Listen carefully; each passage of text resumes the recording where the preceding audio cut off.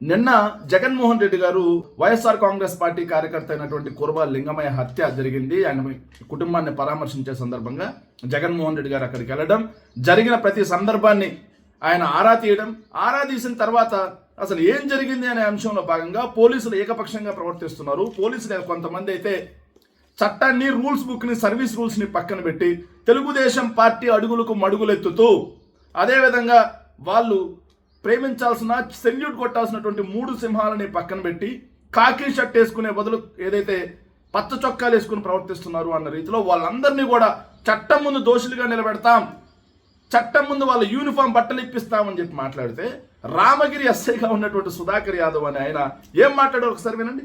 జగన్ పోటీ పరీక్షల్లో నెగ్గి వేసుకున్న యూనిఫామ్ ఇది, నువ్వెవడో వచ్చి ఉడదీస్తా అంటే ఉడదీయడానికి ఇదేమి అరటి తొక్క కాదు.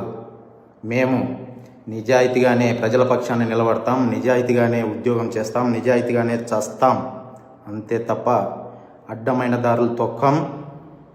జాగ్రత్తగా మాట్లాడు. ఒక మాజీ ముఖ్యమంత్రి గారిని పట్టుకుని ఏకవచనంతో సంబోధిస్తూ ఆయన మాట్లాడిన మాటల్ని మళ్ళీ ఎలా అంటే వక్రీకరిస్తూ, జగన్మోహన్ రెడ్డి గారు మాట్లాడింది మీ బట్టలిప్పి చట్టం ముందు దోషిగా నిలబెడతామంటే బట్టలిప్పి కొడతామన్నారంట.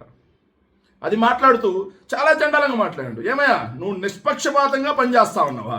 నువ్వు ఎంత నిష్పక్షపాతంగా పనిచేస్తా ఉన్నావు అని ఉదాహరణ, ఒక పోలీస్ సర్వీస్లో ఉండాల్సినటువంటి వ్యక్తి, ఒక చట్టం ప్రకారం పనిచేయాల్సినటువంటి వ్యక్తి పరిటాల శ్రీరామ్ అడుగులకు మడుగులెత్తుతూ హ్యాపీ న్యూ ఇయర్ అని చెప్పి కౌగిలించుకొని ఆలింగనాలు చేసుకొని వాళ్ళ అడుగులకు మడుగులెత్తుతూ వాళ్ళు ఎలా చెప్తే అలా ఆడతావు. నువ్వు చట్టం ప్రకారం నిజాయితీగా నిష్పక్షపాతంగా పనిచేస్తా ఉన్నావు.